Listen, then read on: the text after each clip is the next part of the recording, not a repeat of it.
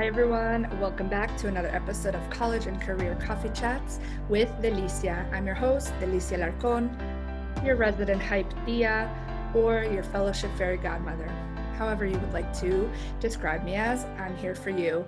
This is another episode of interviews and guest speakers coming in to chat with me about being a first generation, how to navigate imposter syndrome, how to navigate the world today in the work environment, the application process, the undergraduate admissions, and the graduate admissions process. We're here together to chat about it, to peel back the layers, to peel back the curtain behind what happens in higher education, to really provide the skills and the tools necessary to succeed in whatever that goal is for you. So make sure you have your coffee, your energy drink, or tea, whatever you want to listen in on this conversation between my guests, my colleagues, and my friends. And make sure you stay tuned so you can get access to all the free goodies and the gifts that I have created for you as it relates to training, about scholarships, about resume writing, about cover letter, anything that you need in the process. I've created some gifts for you so you can download those instantly and have access to the workbooks and the trainings. And stay tuned if you would like to join the Facebook group and the community to connect with everyone. So without further ado, let's listen in on our guests and our conversations. Cheers.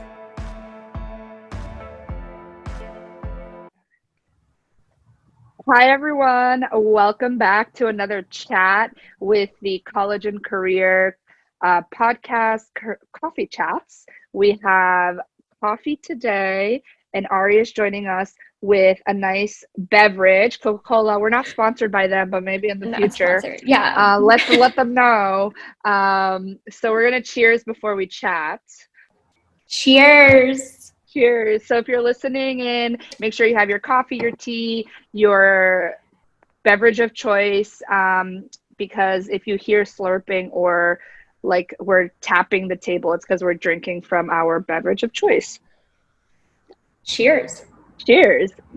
So if you're new to us, make sure you're listening. We talk all things career, college in a very informal, organic way so we can get to the nitty gritty of things and our experiences and people's stories, not scripted, and just having fun chats with these friends that I have met on the interwebs. So Ari and I connected through a Facebook group that is dedicated to first gen individuals, since her and I both identify as first gen. And she's going to talk a little bit about her experiences with that. But before that, I want to give you an intro as to who she is. She is awesome, and I'm so excited to have her with us here. So she is originally from Honolulu, Hawaii. Then she moved to Flagstaff, Arizona to pursue her career and her degree in higher education. Like other first-gen college students, Ari experienced some hurdles when approaching the higher education environment, which we're going to talk about. And after obtaining her degree in strategic communication at Northern Arizona University, she decided to remain in Flagstaff and work full-time.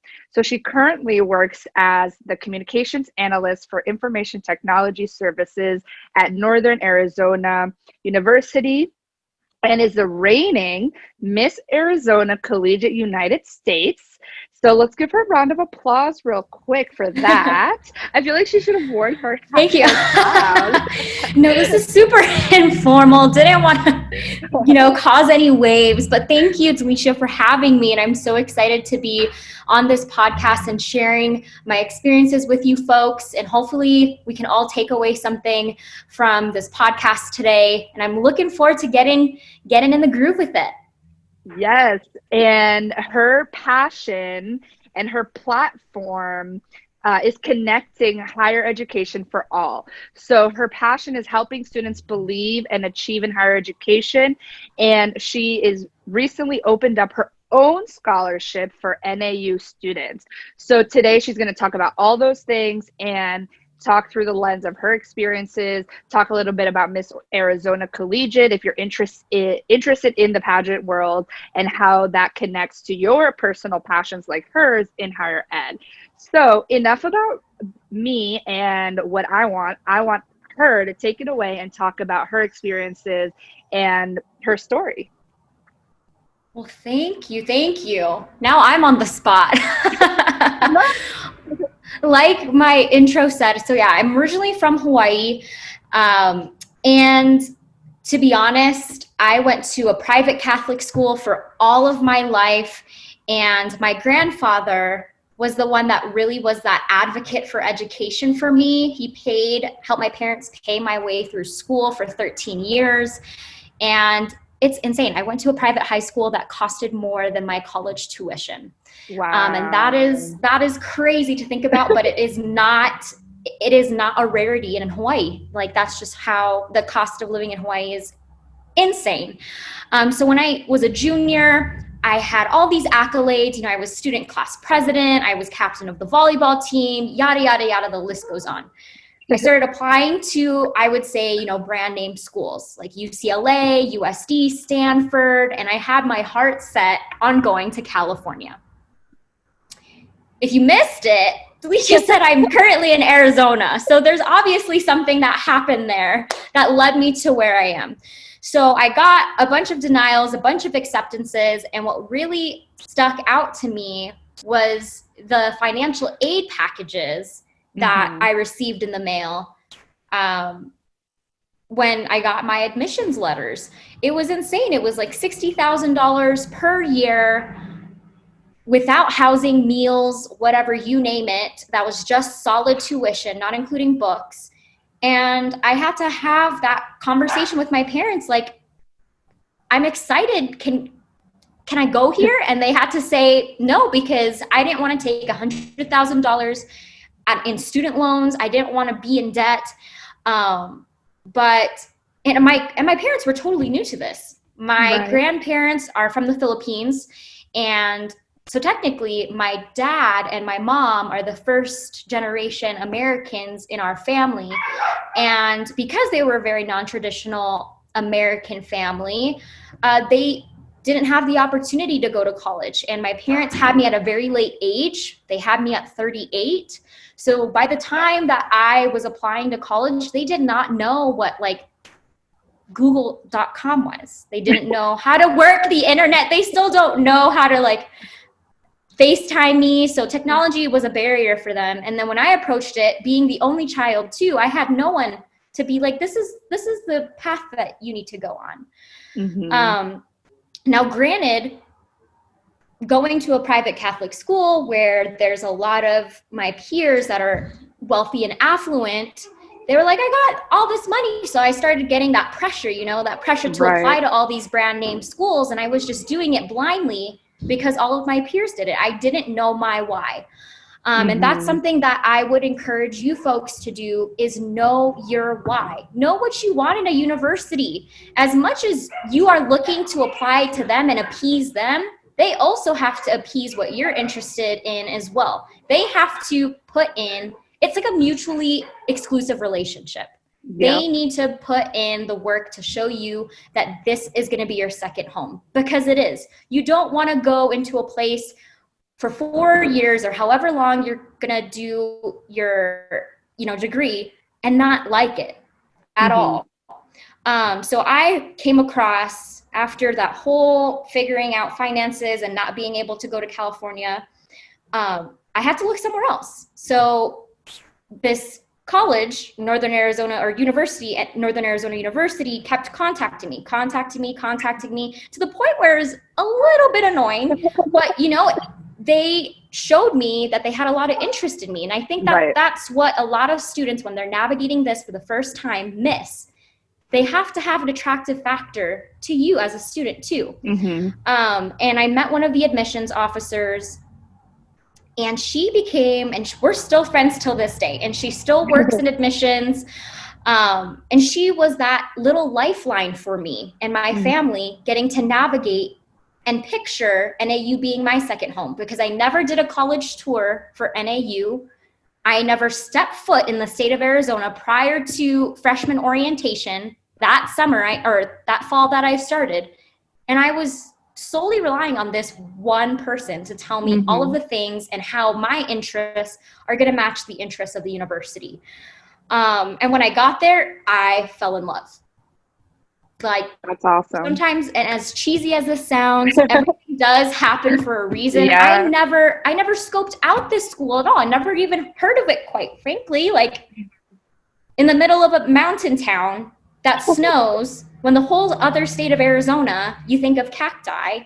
Yeah. And triple digit in the heat. desert. In the desert, exactly. So I thought, okay, I'm going to be hot all the time. So I packed all my shorts. I packed all of my tank tops. Like, I was back home in Hawaii. I was like, great, it's going to be hot.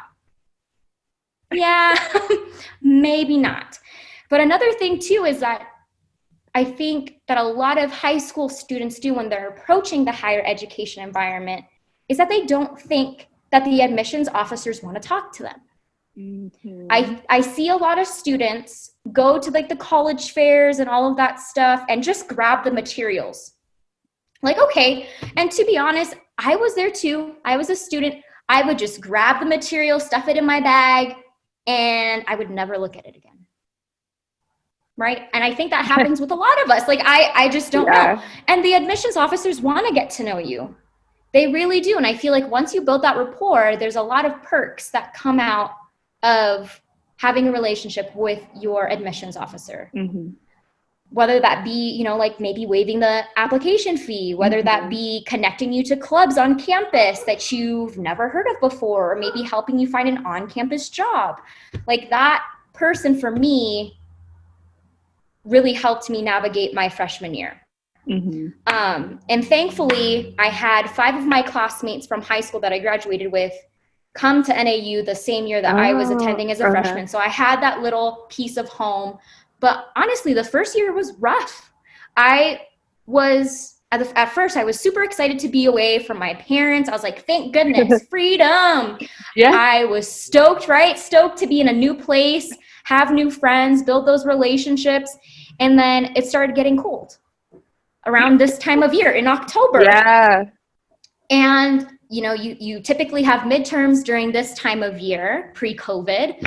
And it was stressful. And that amount of stress, being away from home, getting colder, having it get dark earlier, yeah, all had these factors of playing into homesickness. Mm-hmm. And I feel like homesickness is something that occurs regardless if you are attending an institution in your home state or mm-hmm. if you're not. It's just all these factors that play in. So what helped me with my homesickness is getting involved in clubs, organizations, to help you feel like you're at home. I started cooking local dishes, if you will, that helped me integrate that little piece of home and carry that with me. And also just technology nowadays is incredible to the point where you can FaceTime, Zoom, mm-hmm. Microsoft Teams, and still get that sense of home. Because I believe that at one point in your collegiate career, you will feel homesick. Yeah. It's inevitable. And then during, freshman, sophomore year, I started just navigating the playing field. I didn't get an on-campus job, but some people do. Everyone's different. Not all students are the same, but my path was I just need to focus on just getting the feel of the land. Because I didn't know where things were. Mm-hmm. And it's just as cheesy as finding your favorite place to study or get coffee. Build that foundation your first year, because those years beyond that, you're just going to build on top of that foundation. And you're going to feel more, I like to say, identity capital. You build that identity capital that helps you, right? Identity capital.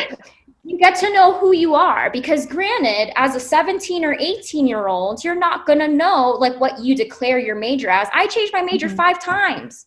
My parents were like, we're going to pay for your tuition for you to become a lawyer. Sat myself in that like philosophy 101. I could not do it.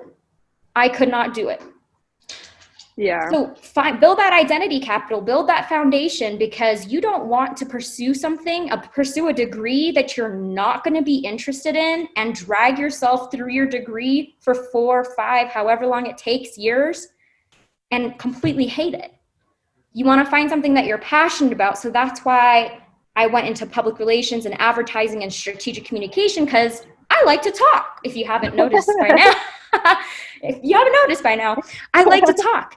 And having an NAU, I feel like, is a smaller campus compared to our sister universities, ASU and U of A, to the point where I knew that having that smaller campus, that more intimate feel, the professors were able to kind of remember my name, or at least, remember my face. So I'm not just like a number on their, class sheet. Right. That really helped me too, because I was able to open up. I told them, like, hey, I'm struggling, like, please help me. And that's another thing that I think a lot of college students don't take advantage of, is asking their professors. It's like, go to class, have the lecture, and you're done, do your homework. But they really want to get to know you, at least from my experience. They want to get to know what your goals are during your time here. Sorry, my dogs are having a fun time outside. We like dogs. Right? And like, even like simple things like going to their class hours, just building a relationship, having that rapport, because who knows? Maybe they can help you get published. Maybe they can help you find an internship. So those are all the things that I wish I would have done. And for my first and second year, like I said, I was just kind of just navigating what I wanted to do. I did Quidditch for a little bit because I was just bored out of my mind. We do have a Quidditch team at NAU. If you're interested in Quidditch, they're called the Narwhals. I don't know if they're playing this season, but apparently they're like ranked 18th in the nation. So if you're an HP fan, all you HP fans out there, NAU has a Quidditch team. And it's just like, do stuff that you would never experience or think that you thought you could do. I don't know if that made sense, but you know what I'm saying? Like, do all the things. Do all the things, because I think that if you do things that do interest you and do things that don't interest you, you build that identity capital that's going to set you up, help you feel more confident in your identity capital and more confident moving forward. And then junior year comes around. I was like, great, I have 2 more years. I need to get an internship. I got to do all these things. And unfortunately, my parents at the same time were going through a divorce. So they broke the bad news to me saying, hey, homegirl, we can't finance your tuition anymore. It's like, oh, what does that mean for Arianne Yago? It means that I had to either take out another student loan or finish early because they were done after year 3. So all happening really plummeted my mental health. So tip here, your mental health is important. Don't just go to college thinking that you're just going to breeze your way through, have a test here and there, do all the things. No, you need to take time for yourself, whether that be watching Netflix, whether that be getting coffee, or just, I don't know, some R&R, do a facial. It's so important because I feel like it helps you be more balanced throughout your years. It helps you maintain just a level of sanity, because it does get crazy. College is not meant for everyone to be, here's a free pass, get your degree. It's going to be hard, you guys. And you have to find your ways. You have to find your rhythm of when you can start noticing that maybe you're feeling a little more down than usual. How do you pick yourself back up? And I feel like the students that are able to bounce back faster are more motivated. And I feel like that's something that a lot of institutions don't reiterate during your degree. Like, what happens after your degree? And I wish more institutions did that. It's not all about, okay, you're going to graduate and you're going to get this beautiful full-time job right out of college, because now you have a $40,000, $50,000, maybe $100,000 diploma to show it off. No, after I graduated and entered the professional world, oh my gosh, I was applying. I graduated in May of 2018. I started applying in February. Got no, like whatever. And you feel like, what? I thought I got this degree. I spent 4 years and I racked up all these loans to just get a no. And I think that there's a lot of other skills that employers nowadays are looking in students, especially college grads to have in addition to their degree. So just I from my experience, I think it's like community service, internships are really helpful. So that's what I would encourage you to do too. If you are, I don't know, a junior or senior, even if you're beginning your college journey, start getting involved. Period.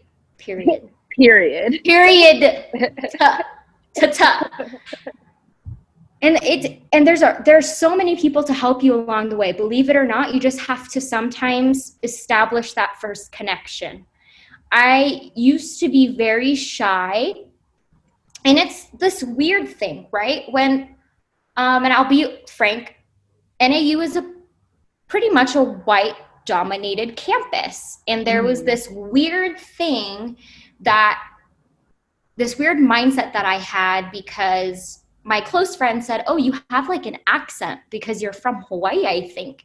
And I mean, I didn't notice that I speak, I think, okay English. But I guess my vowels were rounder than your average person, I guess. But what is average anymore? Yeah. And there was this weird thing where I wouldn't answer questions. I wouldn't put myself out there because I thought I had an insecurity, like maybe people are not going to take me seriously. And I don't know if you can see, but I'll remove my chair. But I'm only 4'10" and a half, so I am very petite. And being a student of color on a mainly white predominant campus, I mean, of course you're not going to, of course I felt a little insecure. Right. And I didn't want to talk, and I didn't want to put myself out there at first because it was scary.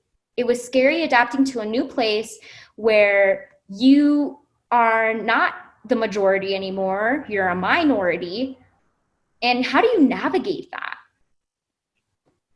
And thankfully, like, NAU has done a lot to make sure that first generation students, out of state students, all of those groups that may feel like a minority on campus have those safe spaces to kind of navigate this process together or with a professional or a full-time staff member. But it's like, how do you navigate that? I have no idea. Yeah, it's something that we're not taught in a way to how to navigate these predominantly white spaces or connect with these people. And I just want to rewind back to what you said, like, there is no right English or wrong English, or that's a microaggression, my friends. So if you hear that, or something along the variations of like, oh, you speak very well English, I thought you would have an accent, or it's like everyone has their own accent, like as Delicia, as Ari, as whoever. Right. Everyone has their own individual accent. Like you said, that's your identity capital. So it's like, how do you build those skill sets to appreciate that within yourself and take that as something positive versus something negative that the system wants you to feel like an imposter. 110%. And something you said at the beginning of the conversation of knowing your why when you're going to apply to a university is so important. And also in the job market, knowing why you want to apply to somewhere. And something that I love that you said about demystifying the recruiter in this process, when applying to college and to jobs, like, the recruiter is there to help you and wants to build a relationship with you. They're not like this God that sits on their throne. They want to talk to you. They want to connect with you. They want to know who you are, and they want to help you along the process. And it's really important to build a relationship with them, because it's a 50-50 or maybe 100%, right? You have to give 100% of yourself. The company and the university has to give 100% of themselves. So it's a good match. It's kind of like dating, right? Like you have to match. It's not like one person has more power and the other person has no power. You have to both bring something to the table. So you're also interviewing a university, and you're also interviewing a job or like a company. So you have to also remember that you also have power in the dynamic and the conversation. Sorry, I'm just letting all my dogs in. Oh, it's okay. Do you want to say hi? Yes, say hi. Oh, they were outside, but yet no, 110%. And then to kind of touch on that, after I graduated from NAU, I finally, landed a full-time position in university admissions at NAU. So I wanted to give myself like that full circle experience, being able to recruit students and make those relationships like how that admissions officer 3 years back did for me. Right. So fall 2018, I believe. Yeah, fall 2018 is when I started, and I was assigned the whole state of New Mexico, as well as Thatcher and Safford, which is in southeastern Arizona, as well as the Four Corners region. And I will be honest with you. I thought my assumption was all students are the same. They're going to know what the ACT is. They're going to know what the SAT is. They're going to know all of these things and why I'm here. My first trip was on a native reservation, kind of in between New Mexico and Arizona. And I had students come up to me and be like, yeah, I don't know what I want to do. I don't know how to access the application because I don't have a laptop at home. And I was like, what? And that's where I came down from my little terrace of, oh my gosh, there is a digital divide in higher education or in education in general, especially now during COVID, where a lot of students are remote or attending their classes online. What about the population of students that don't even have the technology to even access internet? And if they do we even have internet to give to them? So it was really eye-opening for me because my territory mainly are students from low socioeconomic backgrounds. A lot of them are first-generation students, and a lot of my students were Native American. And they were really shy. They didn't want to talk to me. I feel like I'm pretty personable. Yes. They did not. They probably were like, who is this young person coming into my classroom talking about higher education when she doesn't even know why maybe I don't even want to pursue a higher education degree.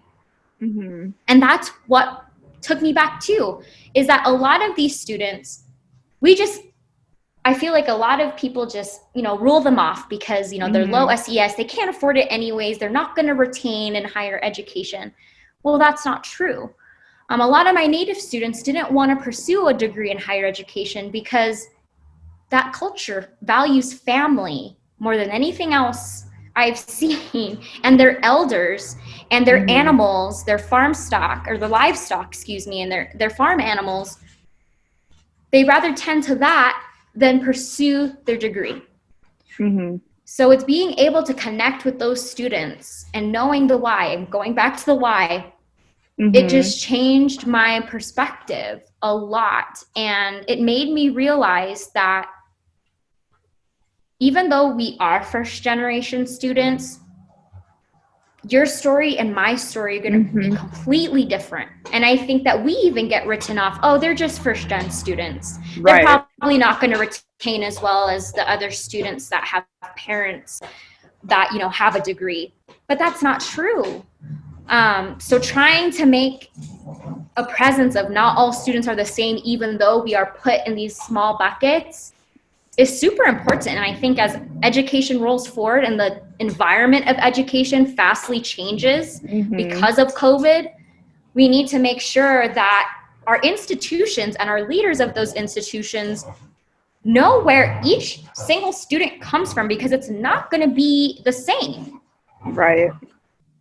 And have that flexibility. I think the biggest thing that this pandemic is teaching institutions that need to change their molds of how they do things is flexibility, patience, and lessening of expectations that they might have that are just not feasible, right? So if a student doesn't have a laptop or access to a library that has computers or Wi-Fi to even access the application to apply to college, like those are rudimentary basic rights and skills that they need to have before they can say, yes, I want to apply to a 4-year or 2-year degree. And then once they get through that first hurdle of like the access to the application, like logging into Common App or Coalition and realizing they don't have access to that, is like, okay, we need to re-envision, reframe, and redo everything if they can't even access that. And then let's say they do, and then they get to college and they have to do the FAFSA, the College Board application, like all those things to then even get money. And then they get to school. Yes, they made it. Oh my gosh. Now we have to get them through the 4 years, the 2 years, or whatever they decide to do. And then once they graduate, it's like, okay, they don't stop being first gen, or they don't stop being native, or they don't stop being underrepresented in the workforce. First gen doesn't leave you at the graduation stage. Like, you have to continue that throughout your life, the lifetime, or throughout your lifetime. So, but honestly, though, like 110%, even when it came to the interviewing process for my full-time position, I wasn't ready. My parents, or my dad specifically, has a blue-collar job, which is very traditional during his time. And my mom was an administrative assistant.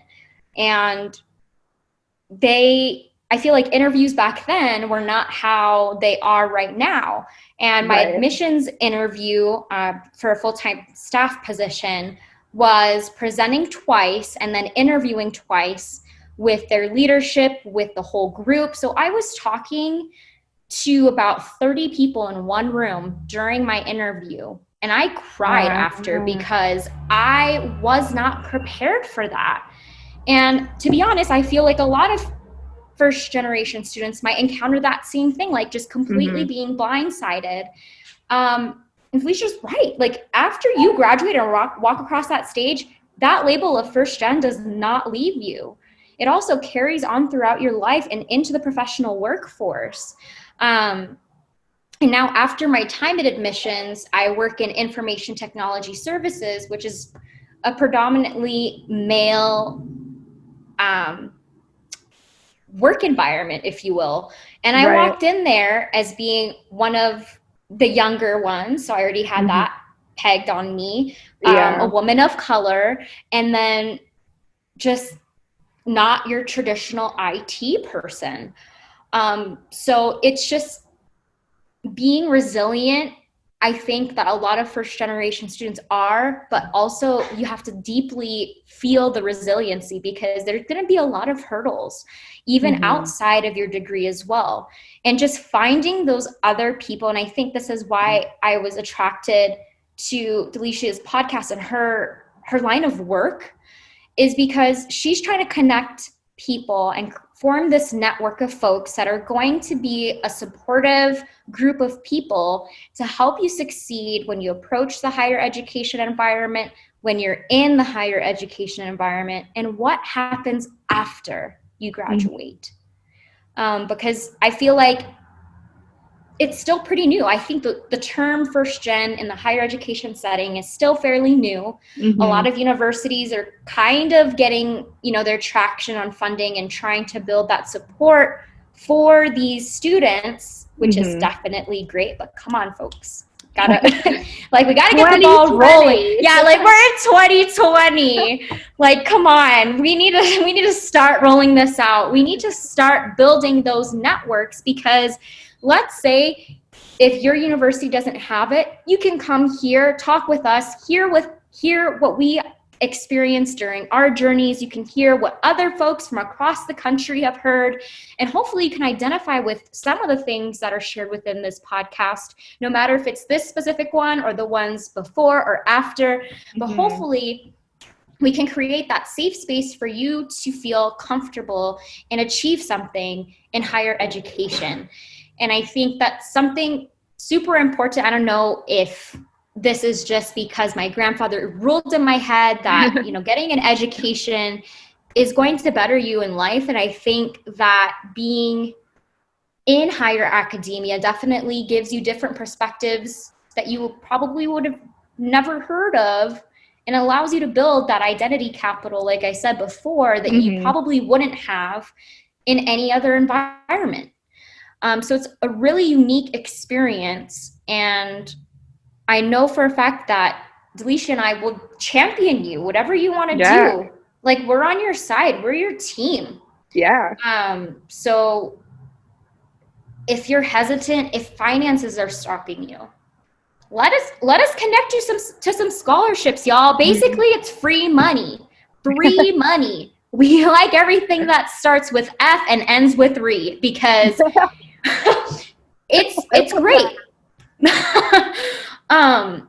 And if it's something else that's stopping you, I'm not trying to be this advocate of everybody needs to go get their degree, because that's not what I'm trying to say. But if you want to get your degree and that drive is in there, in your heart, in your gut, wherever it is, and something's stopping you from pursuing that, let's chat about it, because there are a lot of hurdles that probably Delisha had to go through. Mm-hmm. There are a lot of hurdles that other students that have gone through and are still going through to pursue their degree, and even just live and go to college. Like, let's take like living on campus. That's a whole different struggle, but like adulting for the first time, right? Yeah. When you're on your own, and let's say that your parents are not supporting you, like what type of employment are you going to get? What kind of other avenues that you can like exhaust if you're just navigating this for the whole first time? It's hard, but you know what? There are people that are going to champion you and help you throughout this process. And I think that that's just special. So Delisha, you've done, I don't know, like, where were you 3 years ago? I don't know, when your homegirl was like crying in her bed, just like, oh my gosh, why am I doing this? Why am I doing this? And there will be those moments, you guys, where you're just sitting there crying because there are so many external factors. And I'm not going to lie to you and say it's easy. And I'm not going to lie to you and say that there are all good days and college is just like Neighbors with Zac Efron. Haha, I wish it was. I wish it was. Unicorns and butterflies. Yeah, and unicorns and butterflies and leprechauns and rainbows. But it's not. But honestly, and I'll tell you this, it's the most rewarding thing. Because I feel like I know myself. I can now make a difference. I know my calling. I know my why. And I'm going to make an impact no matter what. Because I see so many other students that are trying to get into higher education. But let's say, and this is, as an institution, I feel like a lot of institutions' fault. But like, I went to a college fair at a high school on the reservation, and there were only 2 colleges there. Like, hello, other institutions, where you at? Like, how are these students going to access and make them even feel valuable as a student and as a person if no one shows up? So there's just a bunch of things. I could talk forever and ever, but there's definitely a value. There's definitely a value in higher education. And just know that Delisha's trying her damn best to make sure that there's people in a support group that you folks can tune into and connect you to. Because I feel like a lot of the folks that Delisha has featured on her podcast and will feature on her podcast have a commonality.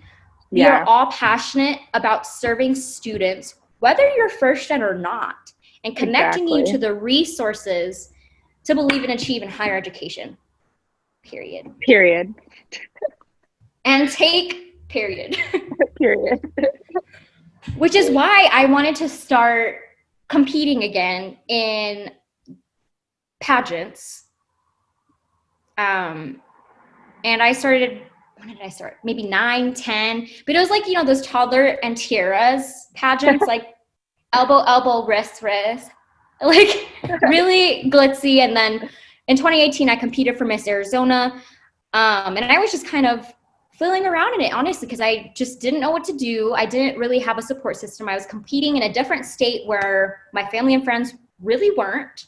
And that posed a lot of insecurities in me as well. And after my grandfather passed this past July,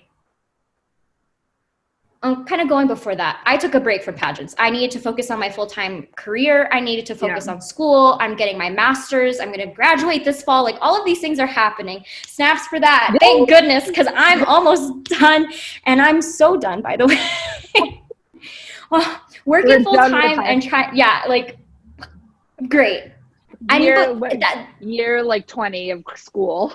Yeah, seriously, but that's the best thing, you know? Like, I feel like the tools that you get in higher ed makes you a continuous learner. Whether you stop at your bachelor's level, whether you stop at the master's level, whether you stop at a doctoral level, you are constantly learning. And that's just the amazing part. But after my grandfather died back in July, and I wasn't able to fly home to Hawaii because of COVID, and they have very strict regulations and laws out right now. Yeah. Something just spoke to me. Like, maybe you should run again, see what it's like. And this specific pageant, the National United States Scholarship Pageant, heavily focuses on scholarship, your platform, what you want to advocate for during your year as a title holder, community service, all of these things that are pretty wholesome in my mind.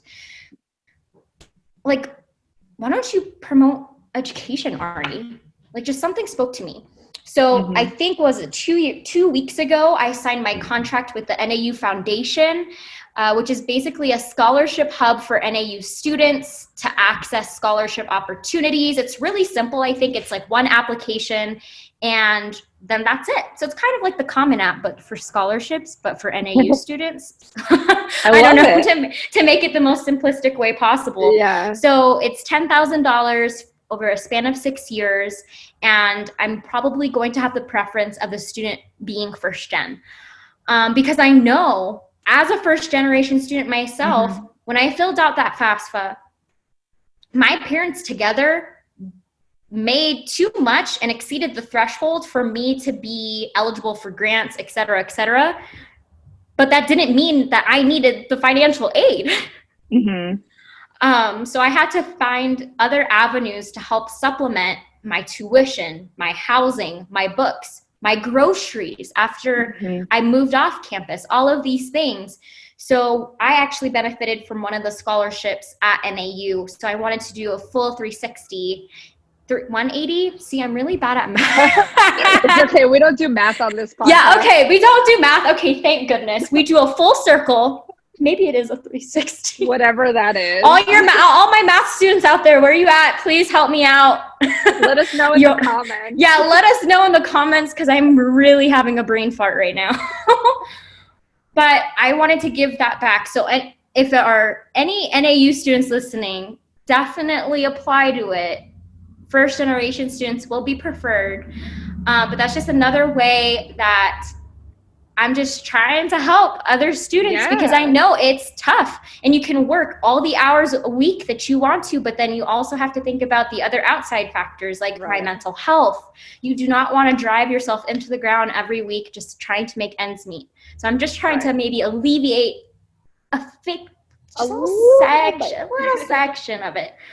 But yeah, I'm super excited. I'm going to probably do like a virtual 5K run to fundraise for the scholarship.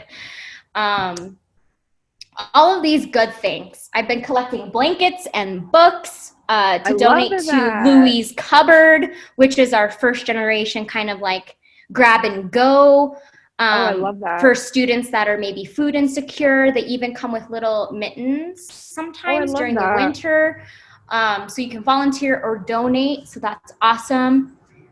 Just all of the things, because I know that there's probably other students out there that have it the same or even worse, or maybe even better than me, but still, regardless,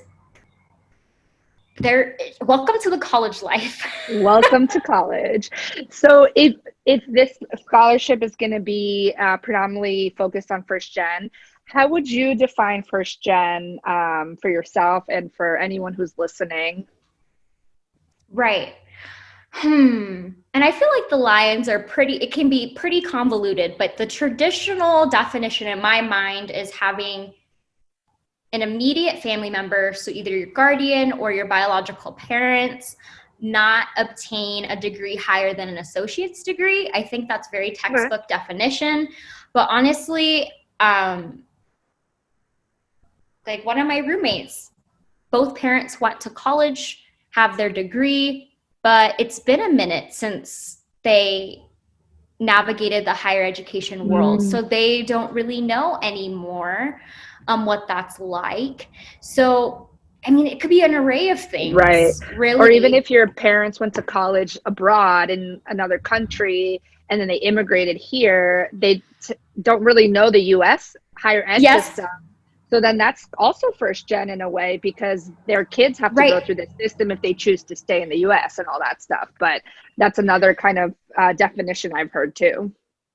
Interesting. And I mean, even that's very similar to one of my students whose parents are born in Mexico, and then she is now an American citizen. They got their degree in Mexico, but there's no translation no translation.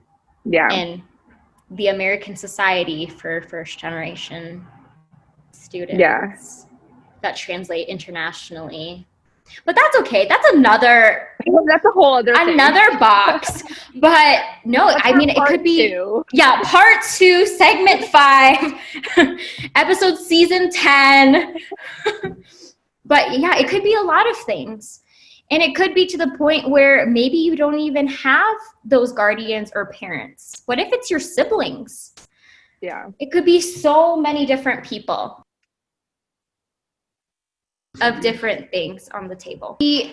A lot of different things. And I think that's another thing that institutions need to work on, because they go off the textbook definition of first gen and they don't include the other circumstances that students may encounter.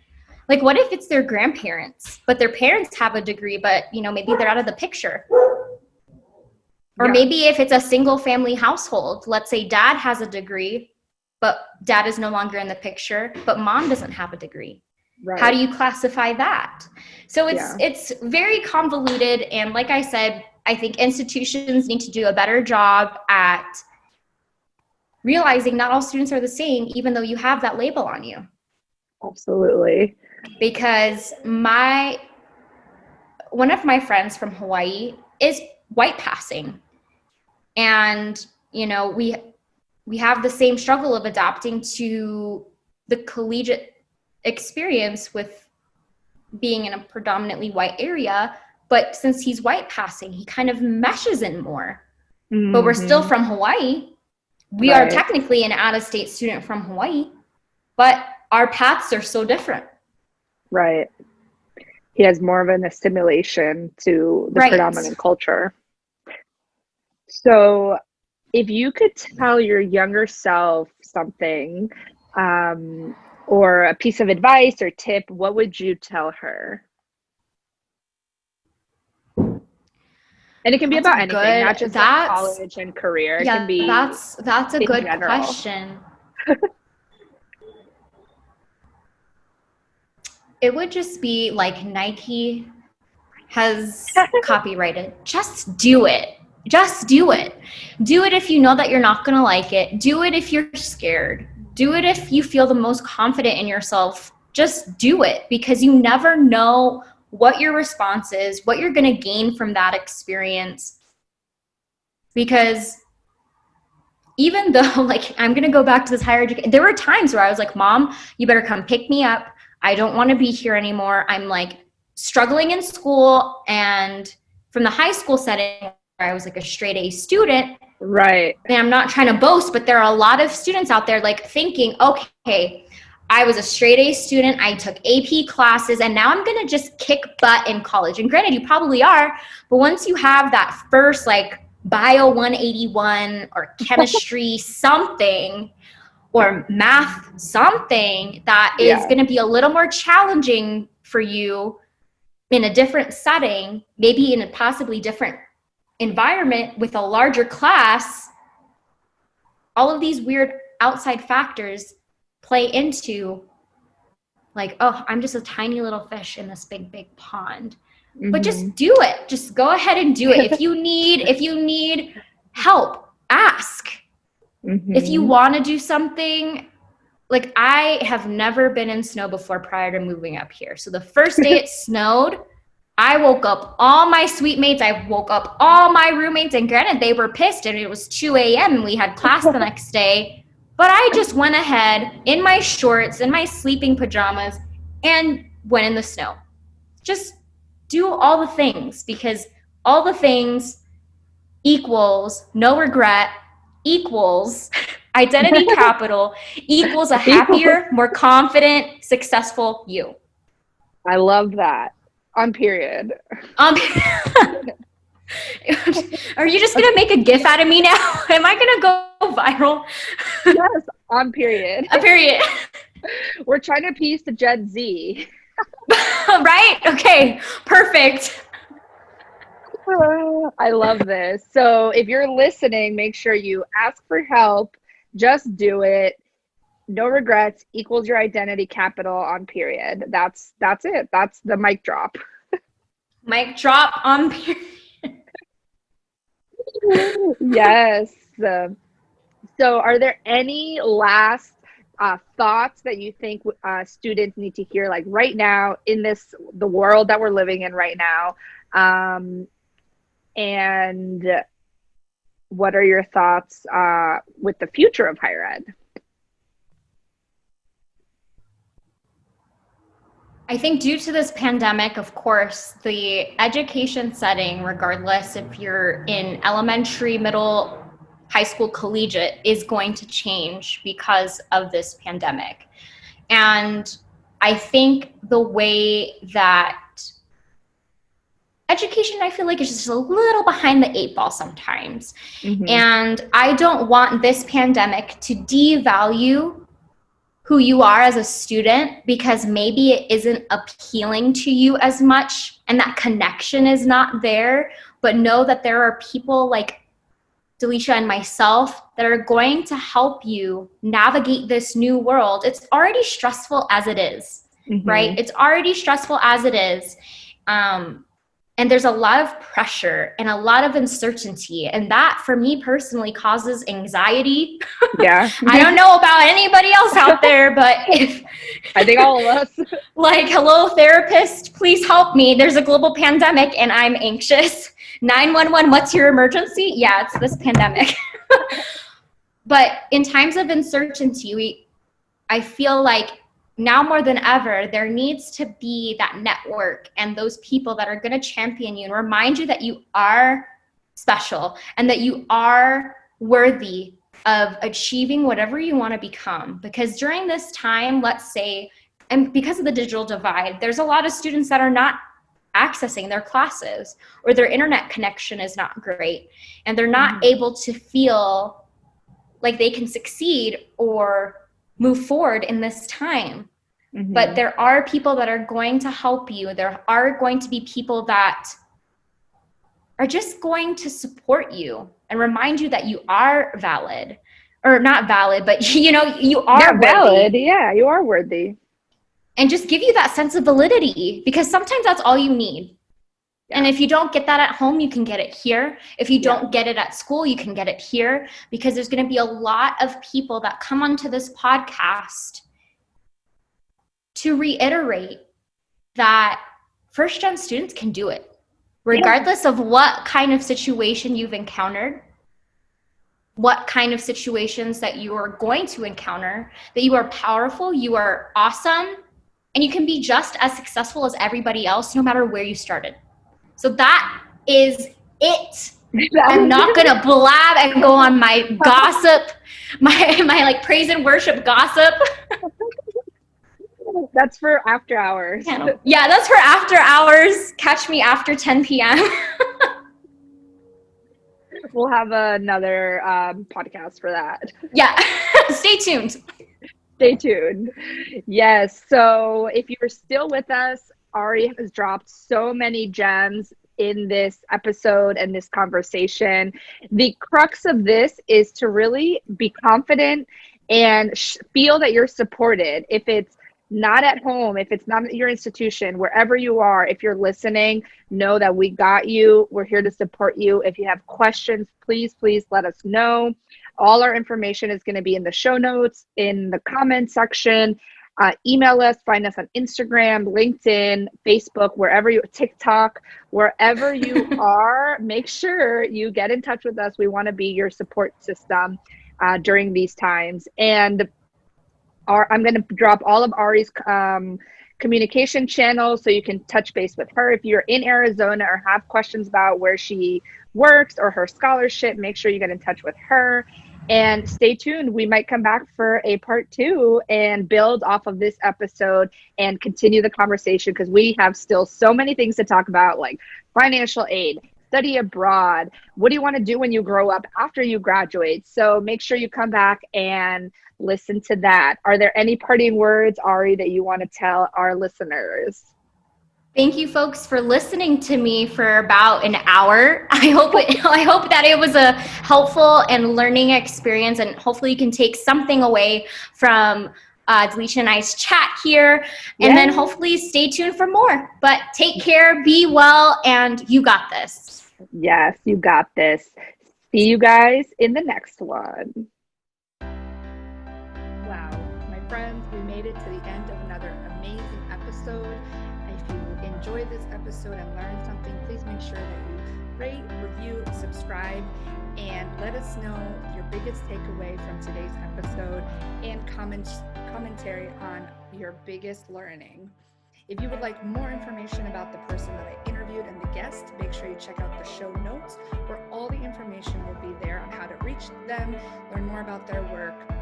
And if you would like to work with me, please check out the website www.deliciaalarcon.com/services, and that's where you will learn how we can work together. You can add me on Instagram, Delicia D. Alarcon, where we can chat and connect that way as well.